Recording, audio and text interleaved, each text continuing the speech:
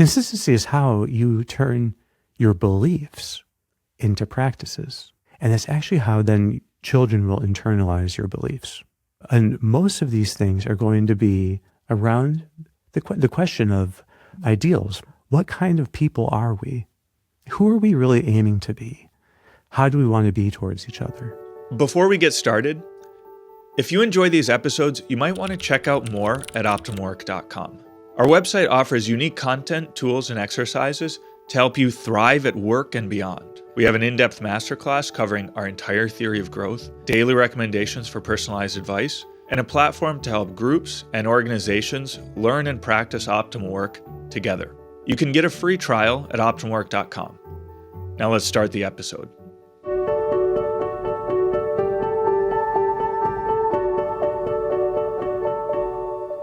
Hey, this is Sharif, here with another episode of the Optimal Work podcast, joined by Dr. Kevin Majeres. Kevin, good to be back here with you again. Hey, Sharif, great to be back. Thanks for having me. Yeah, Kevin, I'm very excited for this next episode, the fourth one in the series on optimal parenting. And I think here we're really getting to the heart of the question, if we, hadn't touched on it before with connection and confidence. But maybe for people who are picking up here, we could just start with, again, kind of an overview, recap of what we've covered so far. Yeah, great. So what we were talking about were the first two qualities are connection and confidence. And those really, you can think of them as applying in a moment of difficulty. So that there's something there that the child is resisting, or they're having a lot of emotion, they're having a meltdown. What they need at that moment is real connection.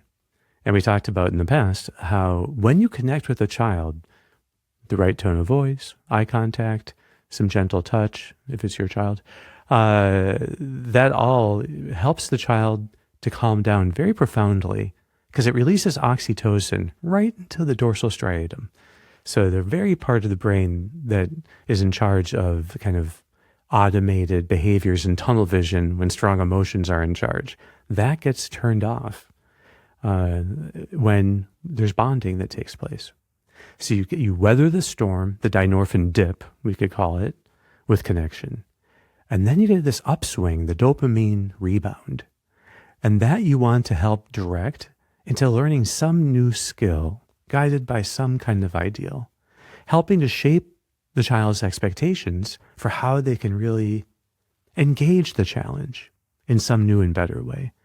And then the dopamine that they get lets that skill get formed more easily and remembered more powerfully the next time. So connection and confidence are interventions, you could say, in the moment of trial, when they're facing a challenge that they don't know how to master. So now, if you think of repeating that in some small way as regularly as you can, that's consistency. And a lot of this is based on the work of Diana Baumrind, this Berkeley professor, who did the research showing that when parents combine warmth and responsiveness, that's connection, with clear expectations, which means having certain routines or best practices for the family, that actually produces the best outcome. The most well-adjusted, cheerful, energetic children. So, and that research has gone on for now and replicated basically all over the world for like 70 years, or maybe not exactly 70, but she started like in around the mid 60s, so for a long time. So, I guess one question I have, and maybe this is just helping to clarify these ideas of connection, confidence, and consistency, and I think it might help us set up the discussion of consistency now, is to what extent you have described these to me not necessarily as actions that a parent takes, like it's not just, when your child has a meltdown, now connect, but it's really a quality that the parent wants to embody at all times. So the question is, are these parenting qualities, connection, confidence, consistency, they're not meant only for the moment of meltdown, but they're things that should be cultivated always. And And especially with consistency, I can see how, having kind of these routines or family best practices are going to be something that a family wants to always, I don't know if enforce is the right term, but have in play to help children at all times live the family ideals, not just in moments of difficulty, right? Yeah, so they are kinds of qualities. They're like dynamic, maybe I would say dynamic dyads. Okay, because in each of them, part of it is in the parent and part of it's in the child, but the parent leads. So there's this dynamic relationship where the parent is the one focusing on connection. The child feels the connection. The actual bond is the substance there that is strengthened. So there's something really dynamic that takes place, and it requires both the parent and the child. And the parent gives connectedness, you could say, to the child. The parent creates the space for the bond to form. And with confidence is similar. This dynamic dyad, where the parent is confident that the child can master the challenge, guiding then the child's expectations so the child learns how to master the challenge progressively with skills guided by ideals. So there's this passing on of a kind of confidence from the parent to the child. And the substance there are the expectations that the parent has. And in this last one, we're talking about consistency, that the parent is bringing a sense of predictability and consistency that the child then imbibes and shares in. And the substance are the practices that the family live together. So these are things where each of them involves the parent essentially giving the quality to the child through family life. Mm-hmm. That's great. Yeah, just like in work, we talk about reframing challenges, but not just wanting to, reframe a challenge that you experience coming from the outside, but that we're also teaching people to actively challenge themselves. I think similar in family life. Exactly. So it has to become internalized. And that's why consistency is so important. It's how children internalize the ideals and values and beliefs of their parents. So if the beliefs are not passing through consistent practice, it's just words, and they will not have an impact. And there's a lot of research supporting that idea. And so anything you want to pass on to the child has to become the soul of a consistent practice. And then that consistent practice will occasionally irritate.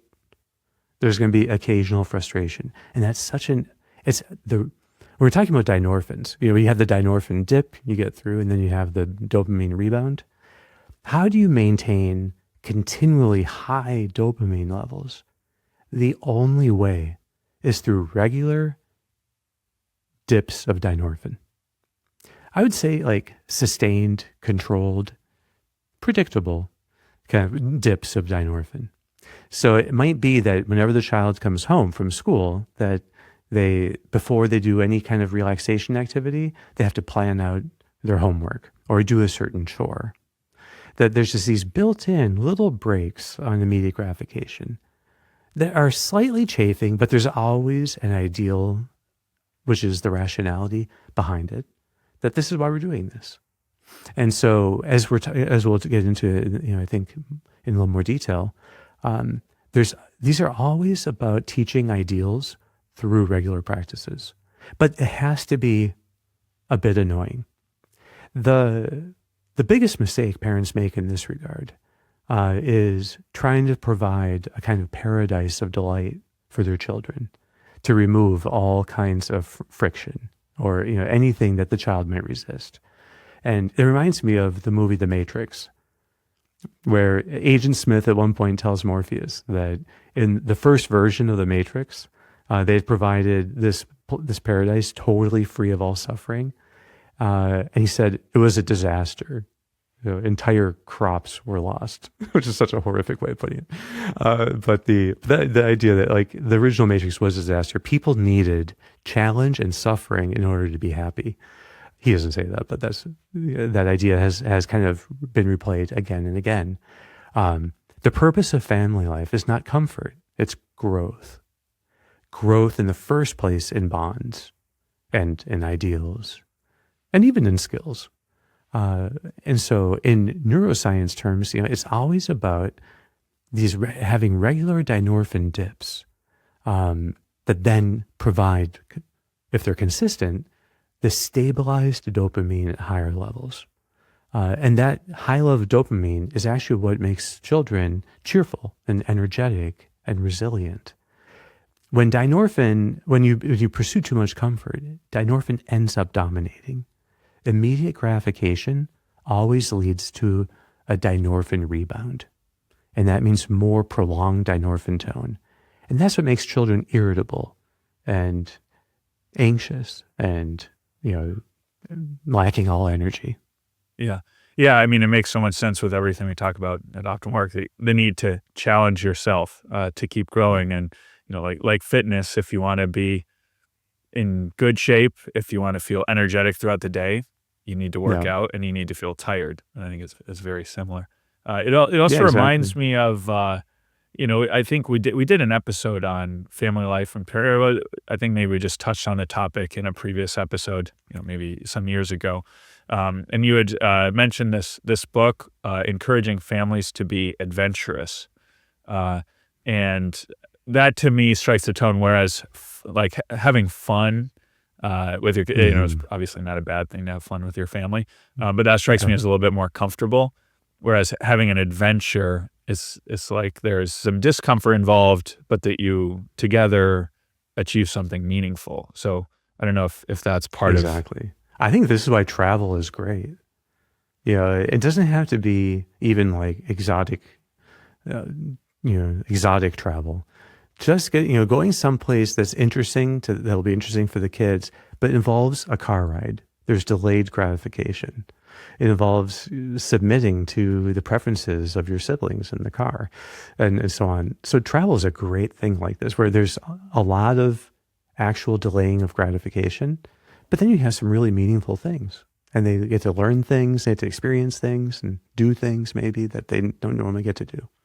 That's a great kind of model of adventure. But adventure always requires, in a sense, that there's discomfort.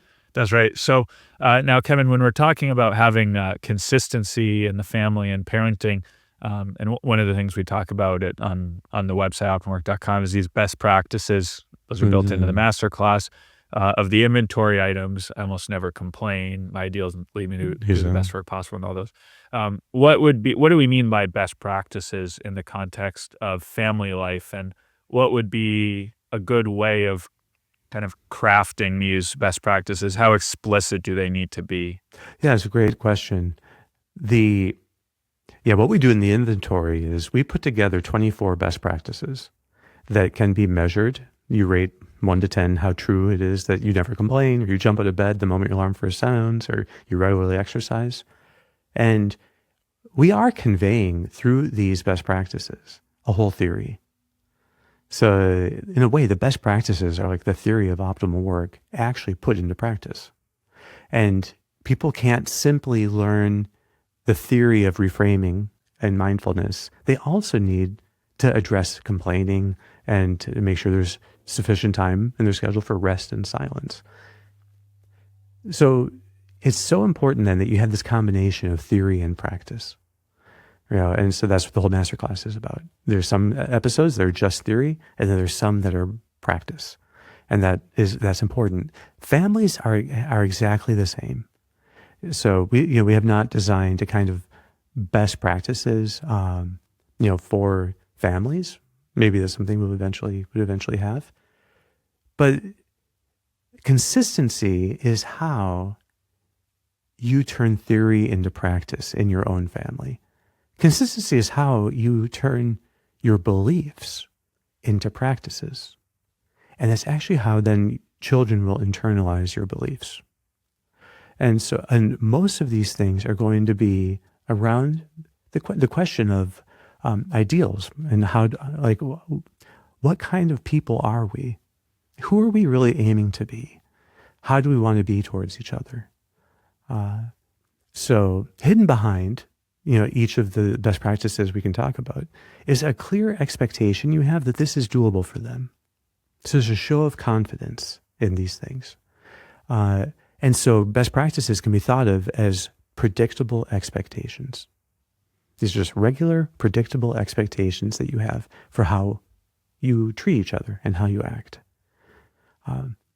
I think in general, some of the most important ones, the two most important are regard food and sleep, because I think children's brains especially need a good diet and regular sleep. And then maybe also screens. These are just three crucial topics that are... Not cleanliness? No, in fact, probably for the sake of the gut microbiome, cleanliness works against us. Children need to be dirty. They should play in the dirt. And the more they play in the dirt, the more beneficial a variety we find in their gut microbiome. So, but the idea of, we're talking like if a child is an extremely picky eater, and so there are going to be certain foods, certain things that they do not want, but their brain needs. And I think the parent's job is to get them to eat a wide variety of nutritional foods to make sure the brain has all the building blocks it needs with as little processed food as possible. So, ideally none. And if you think about that, what would that look like then, as a best practice? What best practice would give the most opportunities for the child to be overcoming pickiness, to become more adventurous, to have more courage in trying new things? And so there's the idea that, in our family, we show our appreciation and gratitude to the cook by eating what is served. That would be a formulation of a best practice. I think it's important that there's always, you don't have to say it every single time. You might not even ever have to say it. It's more of a regular expectation. This is how we do things. Now, if you start a child in life with that expectation, then it is far easier because they've been trained since they were very young to be eating a wider variety of things. If you have a 7-year-old that lives on pizza rolls, then it's going to take a while to to get them to the point. So I'm not saying that you have to jump into the deep end here and make everything, but there needs to be a conscious commitment to improving nutrition, at least bit by bit. And so that would be, an example of one best practice there. Before we continue, a brief message. If you're benefiting from these discussions, please take a moment to hit like and subscribe. Doing so helps us to reach more people. So you're not just learning, you're also helping others to discover a path of growth and flourishing. Thanks for your support. How much are these best practices going to vary between families? Or is there kind of in the literature, these are best practices that everyone should follow, and then maybe my family has a couple best practices that are fit our unique situation? Or I think there are best practices that are actually universal. And this thing, the kind of helping children to overcome picky eating is a universally recommended best practice, and it is practiced worldwide. So in most places, there is simply no options besides what the parents give you.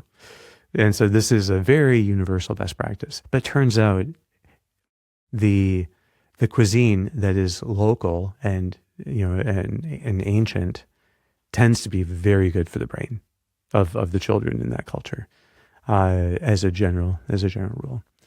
So in the West, we have this, especially in the United States, we have this problem of children being overfed, but under nutritioned, I guess you would say, maybe. Another one is sleep. Children need a lot of sleep. Children need regular sleep. Children need routines for sleep that are predictable.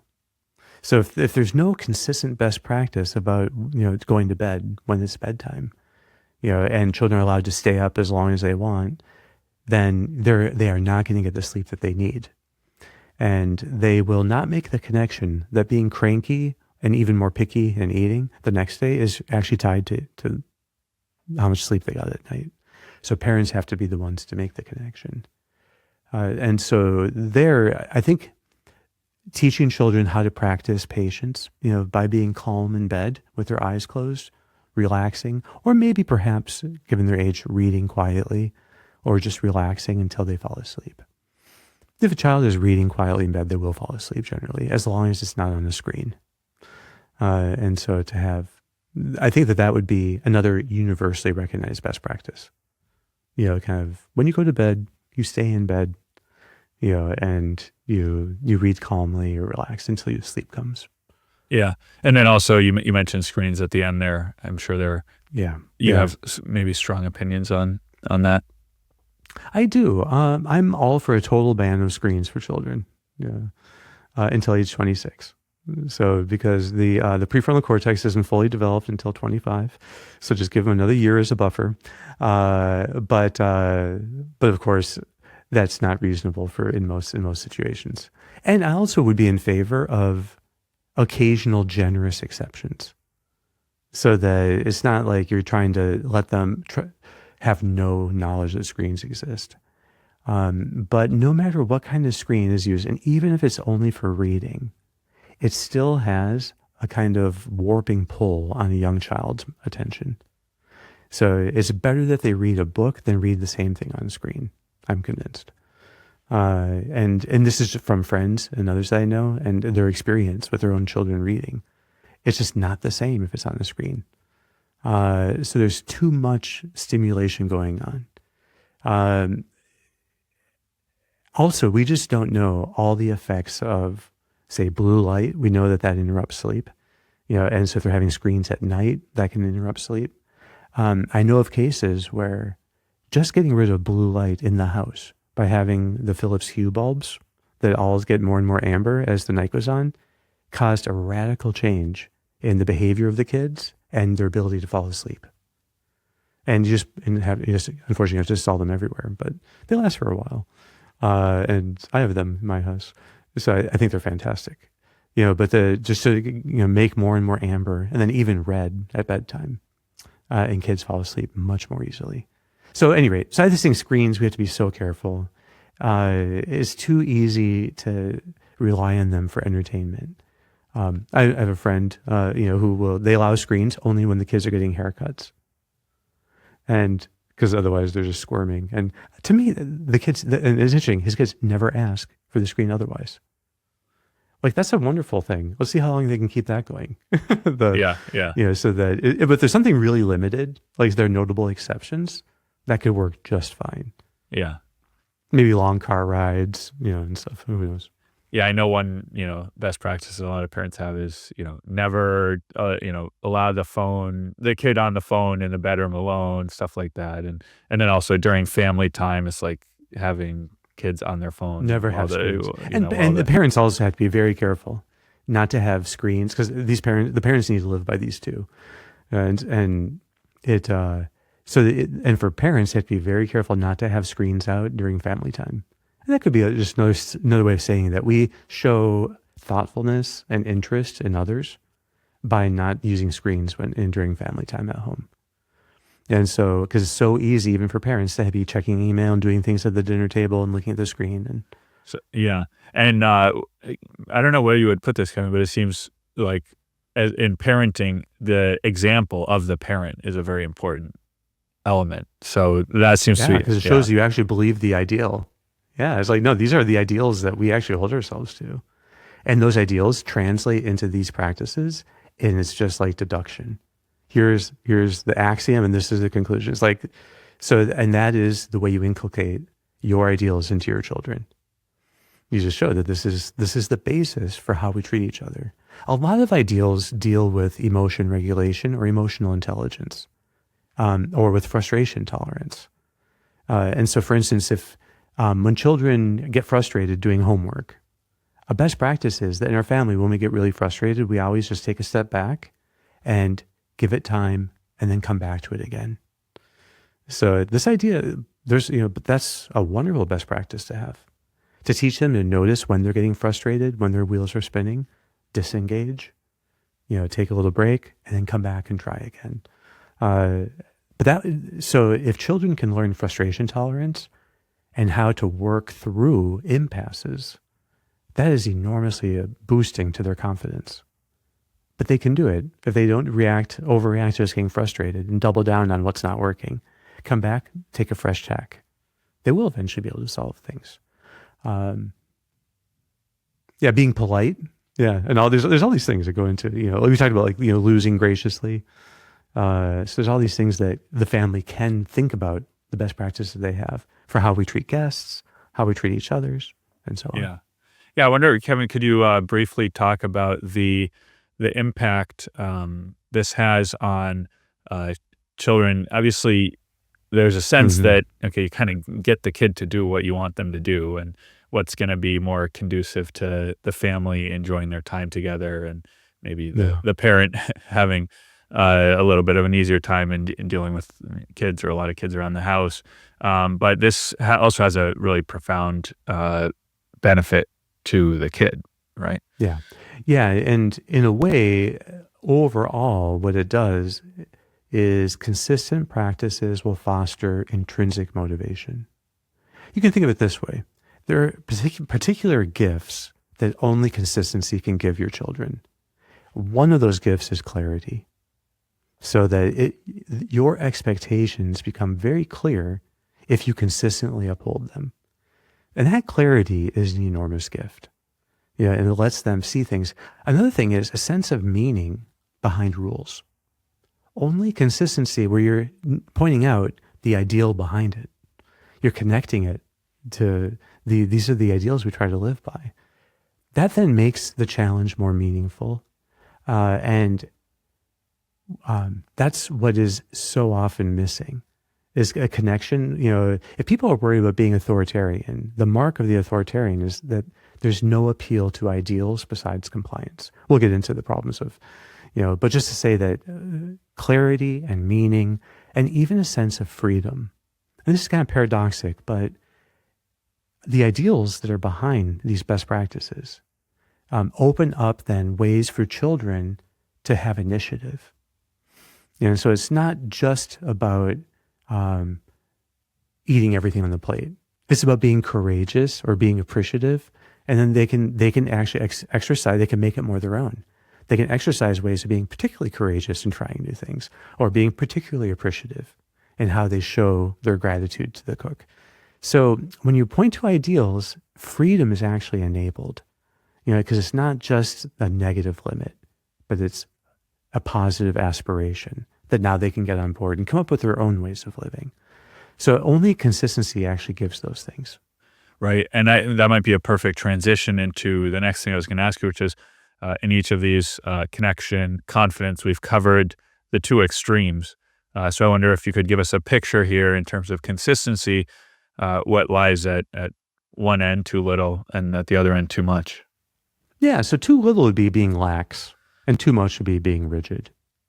Yeah. And the parent is lax. Everything is negotiable. There are no rules. As long as those rules are resisted, they're redone.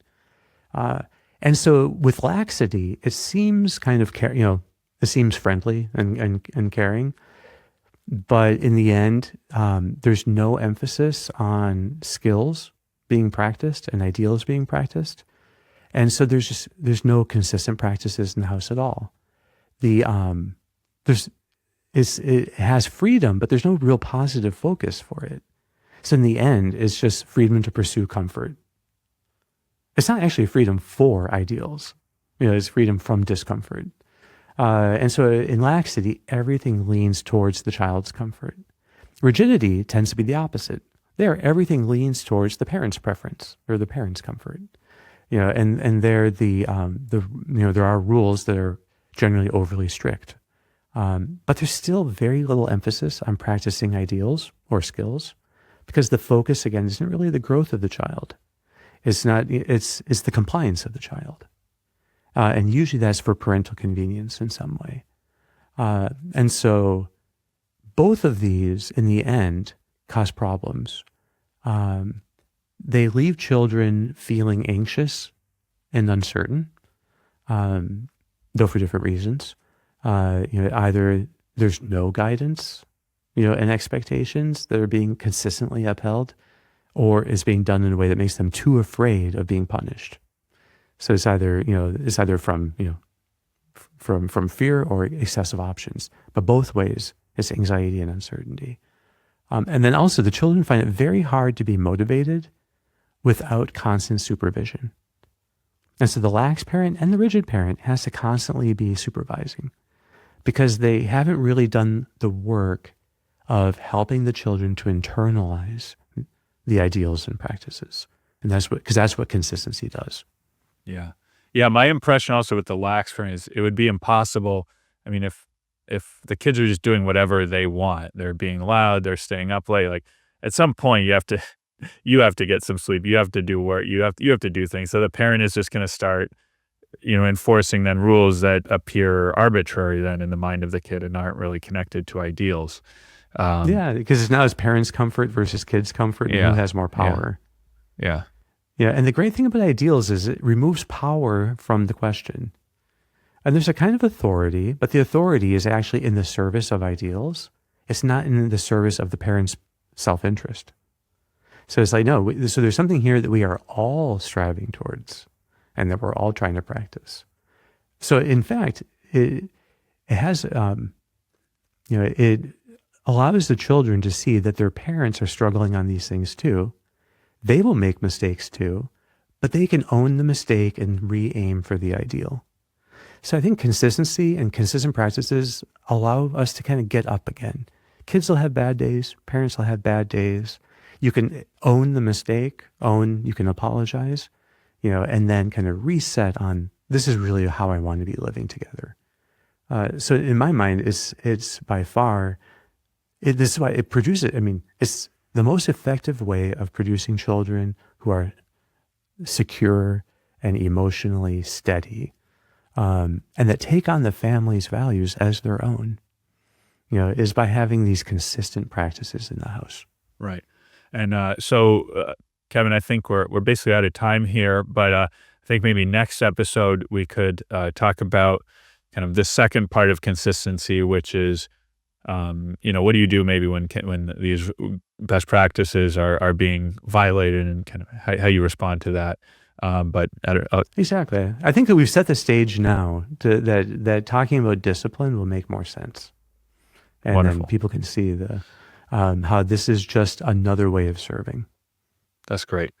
Awesome. Well, thank you so much, Kevin. Until next week. All right, we'll be back. Thanks for tuning in to today's episode. If you enjoyed our conversation and you're looking for more in-depth guidance, check out optimwork.com, our unique platform that delivers content, tools, and exercises to help you thrive at work and beyond.